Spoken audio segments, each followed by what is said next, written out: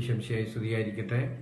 ഇന്ന് നമ്മൾ പഠിക്കുന്ന വിഷയം ഹെബ്രായ 4:12, 2 തിമോത്തി 3:16-17, റോമ 9:6, ഏശയ 55:11, മത്തായി 7:24. പഠിക്കുന്ന ദൈവവചനങ്ങൾ റെക്കോർഡ് ചെയ്ത് തരണമെന്ന് സ്നേഹത്തോടെ ഓർപ്പിക്കുകയാണ്. 10 ദൈവവചനങ്ങൾ. ഇന്ന് നമ്മൾ ചിന്തിക്കുന്ന വിഷയം ആത്മീയ കാര്യങ്ങളിൽ ശ്രദ്ധയുള്ളവരാകുക. മുൻപുള്ള കാലത്തേക്കാൾ ആത്മീയമായിട്ട് ഇന്ന് നമ്മൾ അനേകം ശ്രദ്ധ നൽകേണ്ട ഒരു കാലഘട്ടമാണിത്. ഈ കാലഘട്ടത്തെക്കുറിച്ച് പറയുന്നുണ്ട്, ഒരു പാപകരമായ സംസ്കാരത്തിലാണ് നമ്മൾ ഇന്ന് ജീവിക്കുന്നത് എന്ന്. We are living in a sinful culture. പാപത്തിലേക്ക് നയിക്കപ്പെടുന്ന അനേകം സാഹചര്യങ്ങൾ, പ്രലോഭനത്തിലേക്ക് നയിക്കപ്പെടുന്ന സാഹചര്യങ്ങൾ, നന്മയിൽ നിന്ന് തിന്മയിലേക്കും അന്ധകാര ശക്തികളിലേക്കും നമ്മെ ആകർഷിക്കത്തക്ക വിധത്തിലുള്ള അനേകം വ്യക്തികളും പ്രസ്ഥാനങ്ങളും ഇന്ന് ഈ കാലഘട്ടത്തിലുണ്ട്. അതുപോലെ തന്നെ വ്യക്തിപരമായ വിശുദ്ധി നഷ്ടപ്പെടുത്താൻ നമ്മെ പാപത്തിലേക്ക് നയിക്കുന്ന അനേകം സാഹചര്യങ്ങൾ,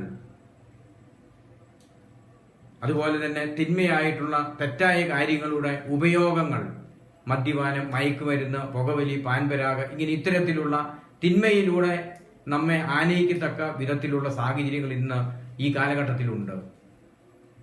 V are walking on a slippery road എന്ന് പറയാറുണ്ട്. വഴുതിപ്പോകാൻ പറ്റുന്ന പ്രതലത്തിലൂടെയാണ് നമ്മൾ നടക്കുന്നത് എന്ന്. സ്നേഹമുള്ളവരെ, അതുകൊണ്ട് ഈ കാലഘട്ടത്തിൽ നമ്മൾ ആത്മീയ കാര്യങ്ങളിൽ വളരെയധികം ശ്രദ്ധയുള്ളവരാകണം, ജാഗ്രത പുലർത്തേണ്ടവരാണ്. ആത്മീയതയ്ക്ക് വില കൊടുക്കാൻ നമ്മൾ തയ്യാറാകണം. ആത്മീയതയ്ക്ക് വില കൊടുക്കാതെ ഭൗമികമായ കാര്യങ്ങൾക്ക് വില കൊടുക്കുന്നവരുടെ കുടുംബങ്ങൾ തകർച്ചയിലേക്ക് പോകും. അനേകം വ്യക്തികളുടെ ജീവിതം അങ്ങനെ തകർന്ന കുടുംബങ്ങളുണ്ട്. ആത്മീയതയ്ക്ക് വില കൊടുത്തില്ല, അതിന് ശ്രദ്ധ കൊടുത്തില്ല, ജാഗ്രത കൊടുത്തില്ല. ഞാൻ ഓർക്കുന്ന സംഭവമുണ്ട്. കോട്ടയം ഭാഗത്തുനിന്ന് ഒരു 75 വയസ്സുള്ള ഒരു അപ്പച്ചൻ വന്ന് സങ്കടം പറഞ്ഞ് ഓർക്കുകയാണ്. അദ്ദേഹം പറഞ്ഞ കാര്യം ഇതാണ്: അദ്ദേഹത്തിന്റെ ഏക മകൻ പഠനത്തിൽ ഭയങ്കര സമർത്ഥനായിരുന്നു. അതുകൊണ്ട് ഇവനെ നന്നായിട്ട് പഠിപ്പിക്കാൻ വേണ്ടി അതിനു വേണ്ടുന്ന എല്ലാ കാര്യങ്ങളും ചെയ്തു. വേദപാഠ ക്ലാസ്സുകളൊന്നും വിട്ടില്ല. ബിടെക് കഴിഞ്ഞു, അതിൽ നല്ല ഗോൾഡ് മെഡലിസ്റ്റായി.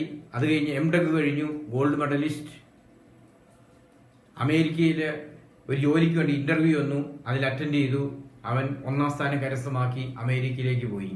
അവിടെ ചെന്നു, നല്ല ജോലി കിട്ടി, ഇഷ്ടംപോലെ പൈസ, സമ്പത്ത്, വാഹനങ്ങൾ, സ്വന്തമായി വീട് വളരെ ചെറുപ്പത്തിൽ തന്നെ അവന് കരസ്ഥമാക്കാൻ പറ്റി. അങ്ങനെയുള്ള നാളുകളിൽ ഇവന്റെ ജീവിതത്തിൽ പള്ളിപ്പോക്കില്ല, പ്രാർത്ഥനയില്ല, നിരീശ്വരവാദിയായിട്ട് അവൻ മാറി. യുക്തിചിന്ത, അങ്ങനെയുള്ള പ്രസ്ഥാനങ്ങളിൽ പോയി വീണു.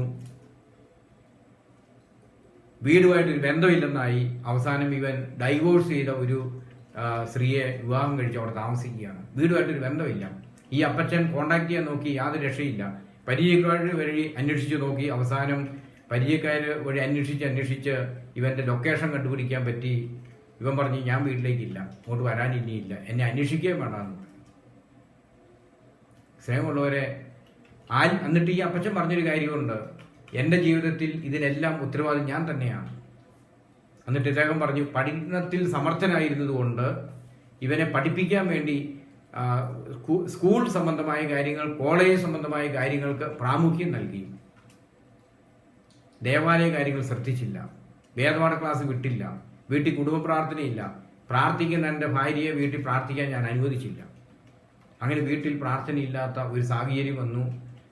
ആത്മീയമായ കാര്യങ്ങളിൽ നിന്ന് അകന്നുപോയി. അപ്പോൾ ഇതിൻ്റെ എല്ലാം പരിണിത ഫലമാണ് ഇന്ന് ഞാൻ അനുഭവിക്കുന്ന ഈ സാഹചര്യങ്ങൾ.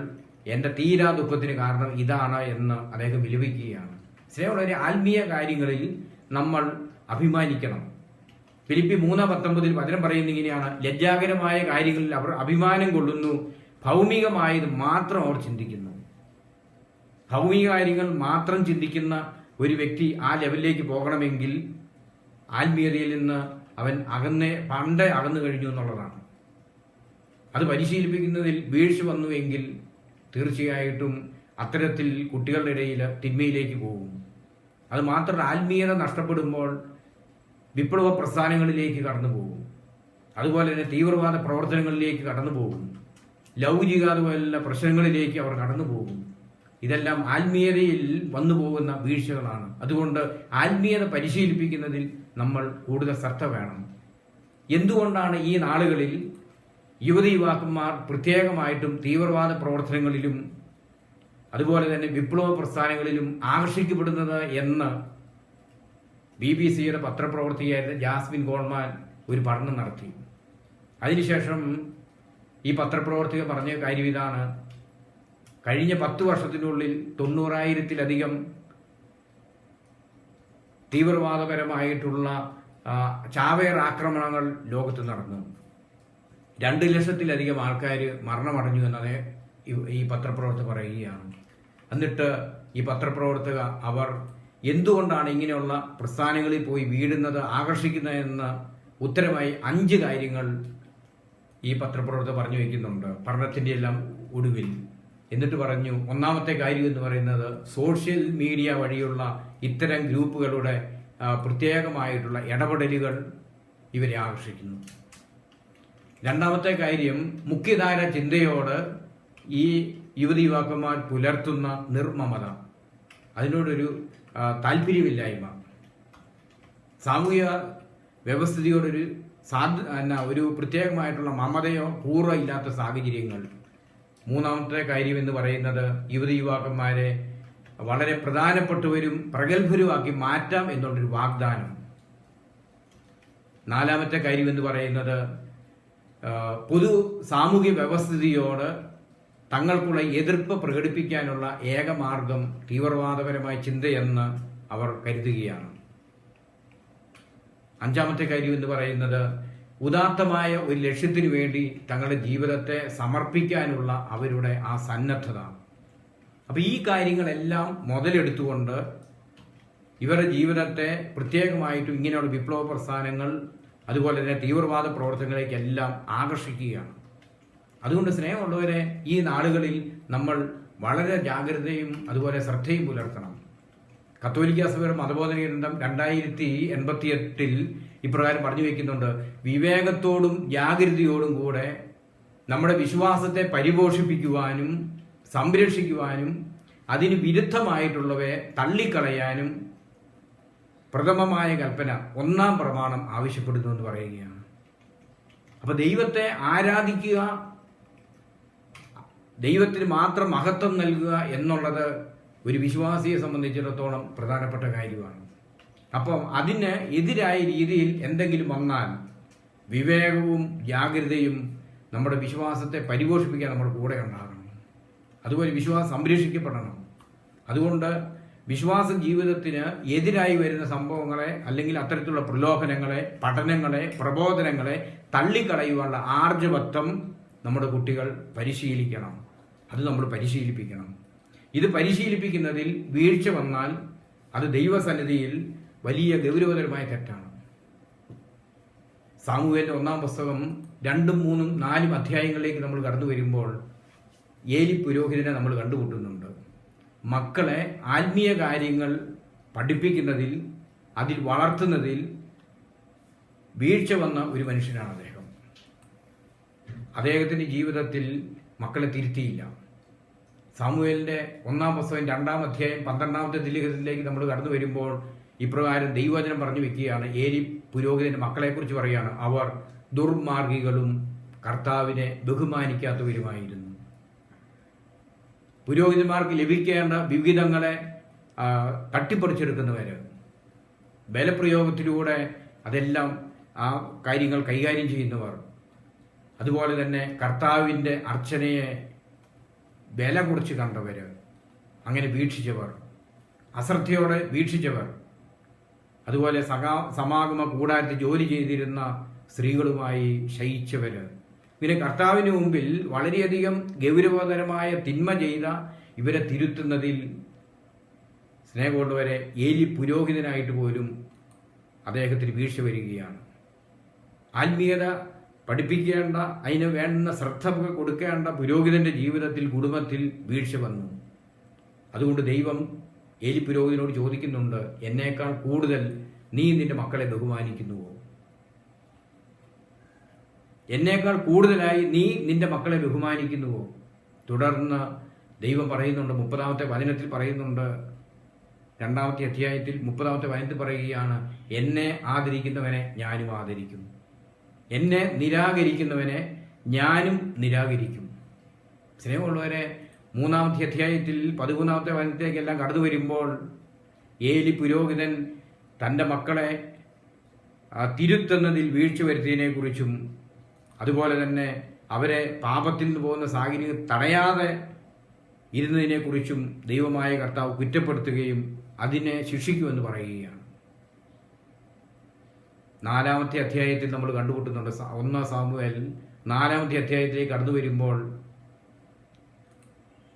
ഇസ്രായേലിന്റെ സ്വന്തമായിട്ടുള്ള ശക്തി സ്രോതസ്സായ വാഗ്ദാന പേടകം യുദ്ധഭൂമിയിൽ ആയിരിക്കുമ്പോൾ ഇത് സംരക്ഷിക്കേണ്ട ഈ പുരോഹിതന്റെ മക്കളും അതുപോലെ തന്നെ സംരക്ഷിക്കേണ്ട മറ്റുള്ളവരും വേണ്ട വിധത്തിൽ അശ്രദ്ധയോടെ അതിനെല്ലാം വീക്ഷിച്ചപ്പോൾ അത് ഫിലിസ്തീയർ അവരുടെ കയ്യിൽ നിന്ന് തട്ടിയെടുക്കുകയാണ്. സ്നേഹമുള്ളവരെ, ഇത് തട്ടിയെടുത്തെന്നറിഞ്ഞപ്പോൾ ഏലി പുരോഹിതൻ ഉമ്മറത്തിരുന്ന ഇദ്ദേഹം മറിഞ്ഞു വീഴുകയും കഴുത്തൊടിഞ്ഞ് മരിക്കുന്നതെല്ലാം നമ്മൾ കണ്ടുമുട്ടുകയാണ്.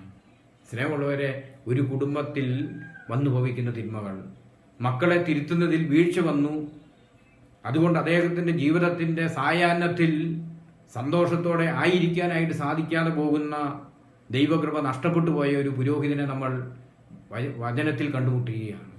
അതുകൊണ്ട് സ്നേഹമുള്ളവരെ, നമ്മുടെ ജീവിതത്തിൽ നമ്മൾ വിശ്വാസം പരിശീലിപ്പിക്കുന്നതിൽ ശ്രദ്ധയുള്ളവരായി തീരണം.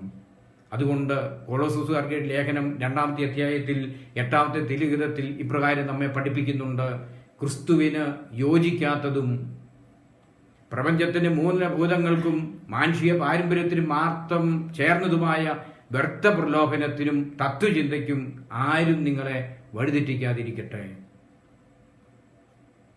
കൊളോസ്സോസ് 2:6-7 ഇപ്രകാരം വചനം പറയുന്നുണ്ട്: കർത്താവായ യേശു ക്രിസ്തുവിനെ സ്വീകരിച്ചിരിക്കുന്ന നിങ്ങൾ അവനിൽ ജീവിക്കുവിൻ.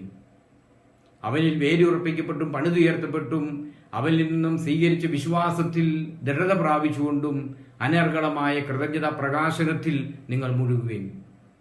സ്നേഹമുള്ളവരെ, ഈശോയെ സ്വീകരിക്കുന്ന ഒരു വ്യക്തിയുടെ ജീവിതത്തിൽ അനർഗളമായ കൃതജ്ഞത പ്രകാശനത്തിൽ മുഴുകാനായിട്ട് സാധിക്കും. അതുകൊണ്ടാണ് ഫ്രാൻസിസ് മാർപ്പാപ്പ ഇപ്രകാരം പറയുന്നുണ്ട്: കേക്കിനെ ഐസിംഗ് കൊണ്ടെന്ന പോലെ അല്പം മതം കൊണ്ട് വിശ്വാസത്തെ അലങ്കരിക്കാനുള്ള, ജീവിതത്തെ അലങ്കരിക്കാനുള്ള വസ്തുവല്ല വിശ്വാസം. ജീവിതത്തിന്റെ അടിസ്ഥാന മാനദണ്ഡമായി ദൈവത്തെ സ്വീകരിക്കാൻ വിശ്വാസം നമ്മെ നിർബന്ധിക്കുന്നു എന്ന് അദ്ദേഹം പറയുകയാണ്. അപ്പം അതുകൊണ്ട് സ്നേഹമുള്ളവരെ, വിശ്വാസം എന്ന് പറയുന്നത് ഒരു കേക്കിന്റെ മുകളിൽ വെക്കുന്ന ഐസിംഗ് പോലെയല്ല, മറിച്ച് വിശ്വാസം ജീവിതത്തിന്റെ മാനദണ്ഡമായി മാറി ദൈവത്തെ സ്വീകരിക്കുന്നതാണ്, ആ ദൈവത്തെ പരിശീലിപ്പിക്കുന്നതാണ്. അതുകൊണ്ട് സ്നേഹമുള്ളവരെ, ദൈവകൃപയിൽ നിറയാനും ആത്മീയ കാര്യങ്ങളിൽ ശ്രദ്ധയുള്ളവരായി മാറാൻ നമുക്ക് പ്രത്യേകമായിട്ട് ശ്രമിക്കാം. കരങ്ങൾ ഉയർത്തി ഈ നിമിഷത്തിൽ ആത്മീയ കാര്യങ്ങളിൽ വന്നുപോയ വീഴ്ചകളെ ഓർത്ത് നമുക്ക് മാപ്പ് ചോദിക്കാം. Hallelujah, hallelujah. യേശുവേ, ആരാധന. ഈ വീഡിയോ കാണുന്ന ഓരോ വ്യക്തികളും ഇപ്പോൾ ആത്മീയമായ പ്രകാശം ലഭിക്കട്ടെ. പരിശുദ്ധാത്മാവിന്റെ വെളിച്ചം ഇപ്പോൾ ഓരോ വ്യക്തികളുടെ ഹൃദയങ്ങളിൽ ജ്വലിക്കട്ടെ. ഓരോ വ്യക്തികളുടെയും ജീവിതത്തിൽ പരിശുദ്ധാത്മാവിന്റെ പ്രകാശം വഴികാട്ടിയായിട്ട് മാറട്ടെ. Hallelujah, hallelujah. നമ്മുടെ കർത്താവ് യേശു മിശിഹായുടെ കൃപയും പിതാവായ ദൈവത്തിന്റെ സ്നേഹവും പരിശുദ്ധാത്മാവിന്റെ സാന്നിധ്യവും നിങ്ങൾ എല്ലാവരോടും കൂടി ഉണ്ടായിരിക്കട്ടെ, ഇപ്പോഴും എന്നേക്കും. ആമേൻ.